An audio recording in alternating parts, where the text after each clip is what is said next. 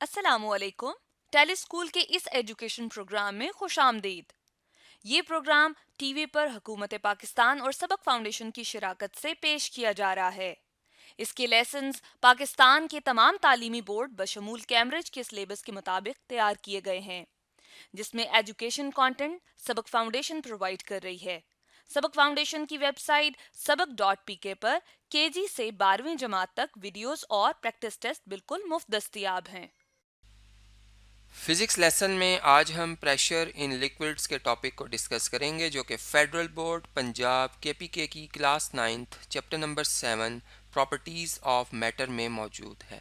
और यही topic Cambridge Balochistan और सिंध की क्लास 9th में भी मौजूद है। इन वीडियोस को सुनने के बाद, देखने के बाद आपको ये रिलेशन जो कि है P=ρ/g/h को प्रूव करना अच्छे तरीके से आ जाना चाहिए। आज के फिज़िक्स के लेसन और इससे मुंसलिक वीडियोस को घर बैठे देखने के लिए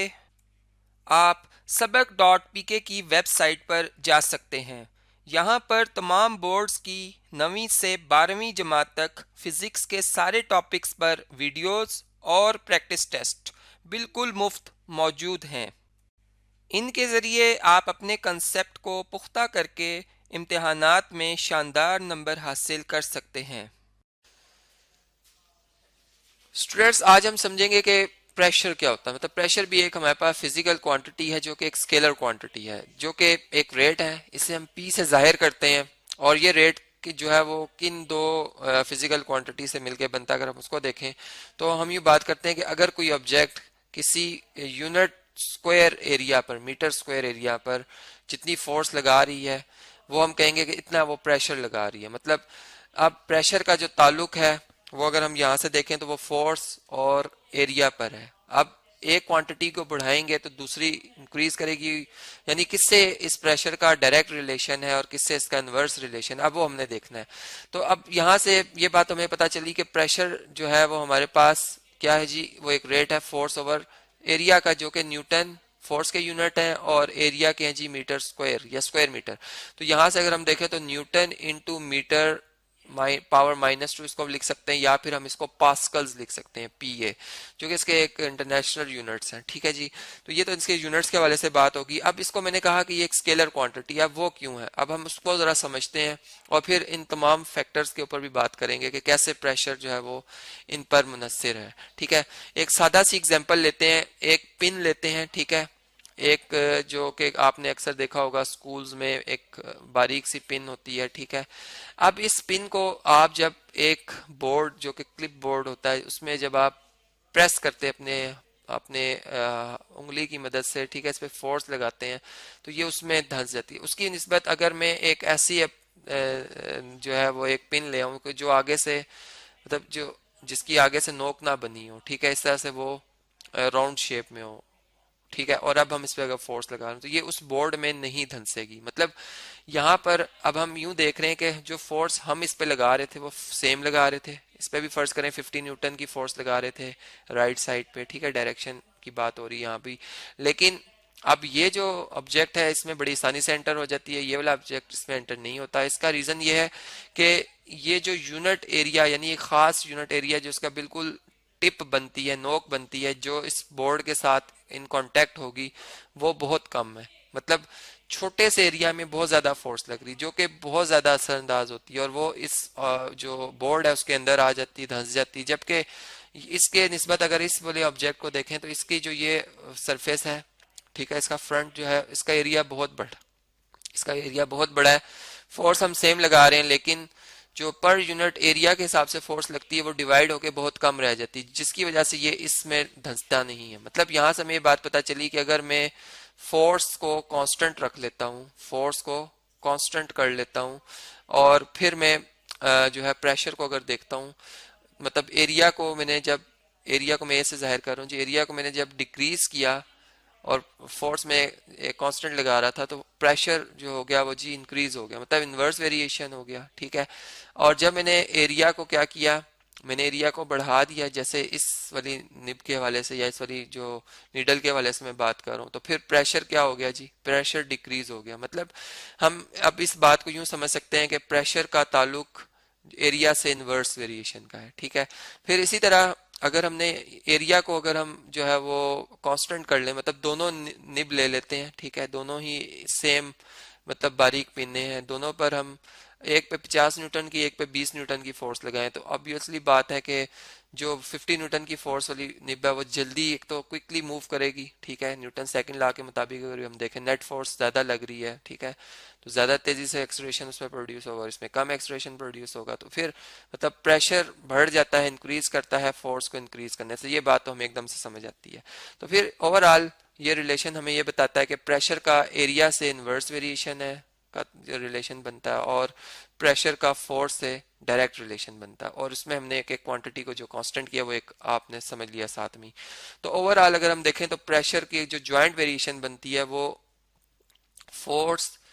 ओवर एरिया, मतलब ये जो एक रेट आएगा इससे इसके हवाले से बनती है, ठीक है। और अगर मैं इस पे प्रोपोर्शनैलिटी का साइन हटाकर के इंट्रोड्यूस कर दूं, कांस्टेंट ऑफ प्रोपोर्शनैलिटी, तो ये के आ जाएगा जो कि 1 है इसमें, इसलिए 1 है कि यहाँ पर जो प्रेशर है उसके भी यूनिट न्यूटन पर मीटर स्क्वायर, और अगर हम इन्हें सॉल्व करें तो के की वैल्यू 1 ही आती है, जिसके कोई यूनिट नहीं बनेंगे, ठीक है। तो ये हमारे पास फोर्स ओवर एरिया, ये इसका एक फार्मूला ड्राइव हो जाता है। अब एक आम लाइफ में प्रेशर हम कहाँ कहाँ देख रहे हैं, यानी हम ये बात करते हैं कि हम पे भी एयर का प्रेशर लग रहा है, ठीक है। हम जिस जगह पे रहते हैं, मतलब जो हमारे इर्द गिर्द जो एयर है, एक एयर का समंदर है, मतलब एक हम ये कह सकता हूँ कि जो हमारा एटमॉस्फेयर है वो एयर का समंदर है, जो कि हम पर ऑल डायरेक्शन में फोर्स लगा रहा है। अब मैं ऑल डायरेक्शन में कह रहा हूँ, और इससे हम कैसे महसूस कर सकते हैं कि क्या हम पर ऑल डायरेक्शन में फोर्स लग रही है जो कि हम नहीं महसूस कर रहे होते। तो अब इस बात की एग्जांपल मैं आपको ऐसे समझा सकता हूँ कि अगर हम एक वाटर लें, उसमें सोप को मिक्स करें, ठीक है, और उस सोप में फिर हम एक स्प्रिंग लें, स्प्रिंग जैसे हम बुलबुले बनाते हैं, ठीक है, हम वो स्प्रिंग को जब उसमें डिप करते हैं तो वो जो सोप है वाटर के साथ मिक्स हुआ वो इसके साथ अटैच होता है, और फिर अगर हम फूंक मारते हैं, ठीक है, इस स्प्रिंग में हम फूंक मारते हैं, तो ये यहाँ से जो एयर है वो इस जो मटेरियल यानी जो सोप और वाटर का एक जो हम कह सकते हैं इस तरह से मिक्सचर बना हुआ है, ठीक है, वो इनके ऊपर एक फोर्स लगती है और ये फूलता है, यानी एक सर्कल की शेप, एक स्फीयर की शेप बनाता है, हॉलो स्फीयर की, ठीक है। अब वो कंटेन जो इसकी वॉल्स होती हैं वो वॉल बनी होती हैं जी उस सर्फ के वो मटेरियल से, पार्टिकल से मिलकर और वाटर मॉलिक्यूल्स से मिलकर, ठीक है, जो कि फिर इस तरह से एक बाउंड्री सी बनाती है और एक हमें बुलबुला सा बना हुआ नजर आता है, जो कि हवा में फिर इस तरह से पास एयर की वजह से, यानी अगर वो मूव कर रही हो एयर तो वो इस तरह से उसके साथ मूव करता है। अब ये हमने देखा कि ये सर्कुलर शेप में क्यों है, मतलब हम ये बात जानते हैं कि एयर इस जो वाटर का ये जो बबल बना है, एक जो बैलून सा बना है, इस पे ऑल डायरेक्शन में फोर्स लगा रही है, जबकि हम जो फोर्स एंटर कर रहे हैं वो भी इस तरह से ऑल डायरेक्शन में पर यूनिट एरिया फोर्स लगा रही है, ठीक है। अब वो दोनों फोर्सेस, मतलब अगर ये आर डायरेक्शन में एक तो लग रही हैं तभी ये इस तरह से एक सर्कल की शेप बन रही है, अगर ये खास डायरेक्शन में लग रही होती तो ये सर्कल कभी ना बनता, मतलब ये जिस डायरेक्शन में हम फोर्स लगा रहे होते हैं उसी डायरेक्शन में इसकी शेप बन जाती। और दूसरी बात ये कि जो प्रेशर हम लगा रहे होते हैं इंटरनल एक्सटर्नल भी वो एयर उतने ही प्रेशर इस पे लगा रही होती है, ठीक है। अब वो वॉल्स उस चीज को बर्दाश्त कर रही होती हैं, ठीक है, वो वॉल्स के अंदर जो मॉलिक्यूल्स आपस में अटैच हैं, क्योंकि मॉलिक्यूल्स एंटर होने की कोशिश करेंगे, यहाँ से वाले मॉलिक्यूल बाहर निकलने की कोशिश करेंगे, वो उसको उस वॉल को तोड़ेंगे, जिससे वो जो एक वो वाटर बैलून है वो बाज का हम देखते एकदम से फट भी जाता है, ठीक है। तो अब ये वो बात है जो कि हमने प्रैक्टिकली देखी कि ये जो एयर का प्रेशर होता है वो ऑल डायरेक्शन में, इसलिए इसमें चूंकि खास डायरेक्शन की बात नहीं होती, इसलिए मैंने कहा कि प्रेशर जो होता है हमारे पास ये एक स्केलर क्वांटिटी है, और जो कि हम जो है वो इस तरह से इस फार्मूला से जो है वो मेजर कर सकते हैं। अब एक और सिंपल सी एग्जांपल से हम समझते हैं जी कि एक हम आम सी बात करते हैं कि ख्वातीन अक्सर हील्स पहनती हैं, ठीक है, और अगर स्लीपर्स पहने हो, अब उससे क्या फर्क पड़ेगा, मतलब जो स्लीपर्स अगर पहने होंगे तो और हील पहनी होगी तो क्या फर्क पड़ेगा, मतलब मैं यूं बात करना चाह रहा हूँ कि जो जैसे हम जानते हैं कि हम जमीन पे मूव करते हैं तो हम जो फोर्स लगाते हैं वो एक्शन होती है और रिएक्शन के तौर पर हम आगे की तरफ मूव करते हैं, ठीक है। अब जो फोर्स हम लगा रहे होते हैं वो हमारा वेट होता है जो कि डाउनवर्ड एक्ट करता है। मैं ये कहता हूँ कि जो ये औरत है इनका जो वेट है वो फर्ज करते हैं हम 400 न्यूटन है, ठीक है जी, 400 न्यूटन है। जो कि एक फोर्स के तौर पर है। अब जो इनकी हील है, मैं ख़ास तौर पे हील की बात कर रहा हूँ, हील का जो पर्टिकुलर एरिया बनता है वो बनता है जी स्क्वायर्स मीटर्स में 1 × 10⁻⁻⁴ स्क्वायर्स मीटर, ठीक है। तो जो ये प्रेशर एक्सर्ट करेंगी, अगर इन्होंने हील पहनी होगी, फोर्स पर यूनिट एरिया के हवाले से अगर हम इसे कैलकुलेट करें तो ये 400 न्यूटन को आप डिवाइड कर लें जी 1 × 10⁻⁻⁴ मीटर स्क्वायर मीटर से, तो ये आपके पास 4 × 10⁻⁶ पास्कल्स बनता है, ठीक है, जिसको न्यूटन इंटू मीटर पावर -2 भी लिख सकते हो। अगर इन्होंने स्लीपर्स पहने हो, ठीक है, इनका वेट तो उतना ही रहेगा, लेकिन अब जो ये जमीन पर उस वक्त प्रेशर लगा रही होंगी वो कुछ कम होगा। अब वो कम की कितना होगा वो हम देखते हैं जी। जो स्लीपर है, चूंकि वो एक बिल्कुल फ्लैट सी होती है जी उसकी बनावट नीचे से, तो वो है 3 × 10⁻³ स्क्वायर मीटर, ठीक है, फर्ज करें। और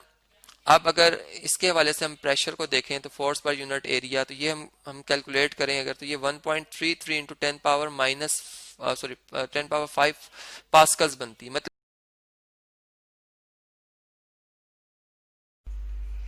प्रॉब्लम सॉल्व करेंगे स्टूडेंट्स हम। इंट्रोडक्शन टू प्रेशर से रिलेटेड हमारे पास स्टेटमेंट है, a uniform rectangular block of would 20 centimetre multiply by 7.5 centimetre multiply by 7.5 centimetre and of mass 1000 grams stands on a horizontal surface with its longest edge vertical. Find the pressure exerted by the block on the surface and the density of the wood. अब students इस statement के मुताबिक आपको एक uniform rectangular block जो है वो दिखाया जा रहा है फिगर में। जैसे कि आप देख सकते हैं कि यूनिफॉर्म रेक्टेंगुलर ब्लॉक की डायमेंशंस दी गई हैं हमें, क्योंकि हम जानते हैं कि हमारे पास जो है ये 3 डायमेंशन होगा, यानी कि एक्स, वाई और जी तीनों एक्सेस में उसकी कुछ ना कुछ लेंथ जो है उसकी वो एग्जिस्ट कर रही है। जिस तरह से 20 सेंटीमीटर 7.5 सेंटीमीटर और 7.5 सेंटीमीटर जो है वो तीनों डायमेंशन में उसकी लेंथ गिवन है हमें, और उसका मास भी हमें गिवन है जो कि 1000 ग्राम है। अब इससे हम डाटा जो कलेक्ट कर सकते हैं वो हमें लिख लेती हूँ। हमारे पास डाटा जो है स्टूडेंट्स, सबसे पहले हमें वॉल्यूम दिया गया है, यानी कि वॉल्यूम हमारे पास जो होता है वो उसका क्या फॉर्मूला हमने पढ़ रखा है, वॉल्यूम जो है length multiply by width multiply by height, ठीक है। यानी कि length multiply by width multiply by height जो हमारे पास 3 डायमेंशन है उसमें इसकी जो मतलब कि लेंथ आ जाती है वो हमारे पास वॉल्यूम कहलाता है, ठीक है। तो हमारे पास कितनी है 20 centimetre multiply by 7.5 centimetre multiply by 7.5 centimetre, ठीक है। ये हमारे पास वॉल्यूम आ गया, और मास भी हमें गिवन है इसका, वो हमारे पास कितना है 1000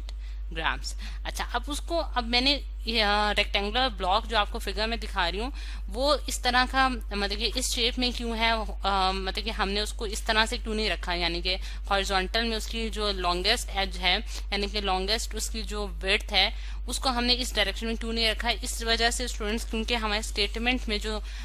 रेक्टेंगुलर ब्लॉक गिवन है उसमें ये स्पेसिफिकेशन गिवन है कि उसका जो लॉन्गेस्ट एज है वो वर्टिकल होना चाहिए। अब ये इस लाइन को जो मैं हाईलाइट कर रही हूँ इसकी रीजन क्या है स्टूडेंट्स, की लॉन्गेस्ट एज वर्टिकल होना चाहिए। तो आप देख सकते हैं कि यहाँ जो इसका लॉन्गेस्ट एज है वो वर्टिकल डायरेक्शन में है, यानी कि अगर हम देखें स्टूडेंट्स कि हम जो एक्सिस बनाते हैं उसमें हमारे पास ये हॉरिजॉन्टल एक्सिस कराते हैं जो हमारे पास एक्स एक्सिस होते हैं, और ये हमारे पास वर्टिकल एक्सिस, अगर फॉर एग्जांपल मैं वाई एक्सिस भी कह सकती हूँ, और फिर ये वाला जो कोऑर्डिनेट होता है हमारे पास जी एक्सिस कहलाता है, ठीक है। तो अगर हम वर्टिकल डायरेक्शन में देखें, यानी कि ये वर्टिकल डायरेक्शन है, तो वर्टिकल डायरेक्शन में उसने कहा है कि उसका लॉन्गेस्ट एज आना चाहिए, तो उसका लॉन्गेस्ट एज इस वजह से मैंने इस डायरेक्शन में शो किया। अब अगर हम देखें कि हमने क्या फाइंड आउट करना है स्टूडेंट्स, हमने एक तो pressure exerted by the block on the surface, यानी कि अगर यहाँ मैं एक सरफेस ड्रॉ करूँ, ब्राउन कलर से मैं एक सरफेस ड्रॉ कर देती हूँ, ये अगर मेरे पास इसकी सरफेस है तो सरफेस पे मैंने ये देखना है कि ये कितना प्रेशर जो है वो एक्सर्ट कर रही है, ये ब्लॉक कितना प्रेशर एक्सर्ट कर रहा है सरफेस पे। और फिर उसके बाद अगर हम देखें कि जिस तरह से अगर हम यहाँ मैं ड्रॉ कर देती हूँ कि हमारे पास प्रेशर, हमारे पास एक अननोन है, और डेंसिटी भी हमने फाइंड आउट करनी है, डेंसिटी ऑफ द वुड। अब स्टूडेंट हम सोल्यूशन की तरफ आते हैं कि हम किस तरह से प्रेशर फाइंड आउट करेंगे और फिर हम डेंसिटी किस तरह से फाइंड आउट करेंगे। सोल्यूशन क्या होगा हमारे पास इस प्रॉब्लम का। अब सबसे पहले अगर हम देखें स्टूडेंट्स कि प्रेशर जो है, प्रेशर हमारे पास क्या होता है, हमारे पास एक रेट है जो कि फोर्स पर यूनिट एरिया क्या है, यानी कि फोर्स और कितने एरिया पे वो फोर्स एक्सर्ट हुई है, इनकी जो रेशियो है ये हमारे पास प्रेशर बताती है। अच्छा, अब अगर हम यहाँ देखें स्टूडेंट्स, तो हमारे पास ये जिस तरह से ब्लॉक है, इसकी जो ये जो फोर्स एक्सर्ट कर रहा है ग्राउंड पे, अगर मैं उसको डिनोट करूंगी, यानी कि ये अपने सेंटर से जो है अपना वेट है वो डाउनवर्ड डायरेक्शन में एक्सर्ट कर रहा है, और इस सरफेस के ऊपर, यानी कि ये अगर सरफेस है तो इसके ऊपर डाउनवर्ड डायरेक्शन में अपना वेट एक्सर्ट कर रहा है, और यही जो वो फोर्स है जो कि ये ग्राउंड पे लगा रहा है। ठीक है, यानी कि आपने जिस तरह से स्टेटमेंट में पढ़ रहे हैं, दोबारा से मैं स्टेटमेंट का पढ़ देती हूँ कि हमने क्या फाइंड आउट करना है, pressure exerted on the block on the surface. अब अगर आप देखें ऑन द सरफेस के ऊपर ये ब्लॉक जो है वो क्या कौन सी फोर्स एक्सर्ट कर रहा है, वेट एक्सर्ट कर रहा है, अपना वजन जो है उसके ऊपर लगा रहा है, और वेट जो होता है हमारे पास क्या होता है, mg के बराबर होता है। तो मैं यहाँ लिख सकती हूँ कि f की